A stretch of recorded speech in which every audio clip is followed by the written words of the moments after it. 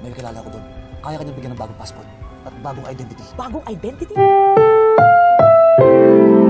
Ang programang ito ay rated SPG. Striktong patnubay at gabay ng magulang ang kailangan. Maaaring may masiselang tema, lengguwahe, karahasan, sexual, horror o droga na hindi angkop sa mga bata. Habang bising-busy nga si Dr. Annalyn Santos at si Lynette na maglibot sa Japan, ay inakala naman ni Dr. Katie na kasama nila si Dr. Carlos Benitez. Subalit laking gulat niya nang makita nga ni Dr. Katie ang dalawa na si Dr. Carlos Benitez kasama si Moira. Sinabi nga niya na parang imposible naman na magpapaiwan si Dr. Carlos Benitez, gayong kasama nila si Lynette. Subalit ayon nga kay Katie ay kailangan niyang malaman kung sino ang kasama nito. Nang humarap nga ang babaeng kasama ni Dr. Carlos Benitez ay si Moira ang kanyang nakita at hindi niya akalain na mayroon palang kaugnayan ng dalawa sa isa't isa.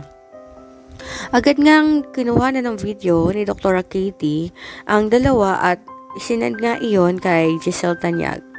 Dahil malapit din naman si Giselle Tanyag sa pamilya ni Dr. Katie Enriquez, ay agad nga niyang binuksan ng messenger nito at nakita nga niya na magkasama si Dr. Carlos.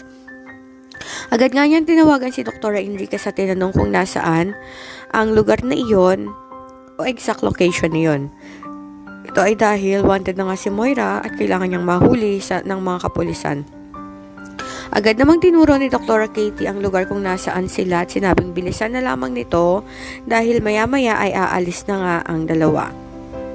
Nagmamadali nga si Giselle Tanyag na tumawag sa mga pulis at sinabi sa mga ito na magkasama nga si Dr. Carlos Benitez at si Moira at kailangan nga nilang masakote.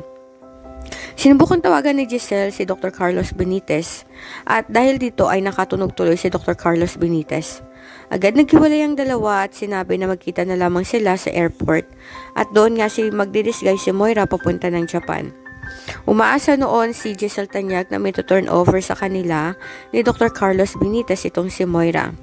Sinabi nga ni Dr. Carlos Benitez na nahuli nga niya si Moira, subalit nakatakas ito at hindi niya na nagawa pa na isumbong sa mga pulis.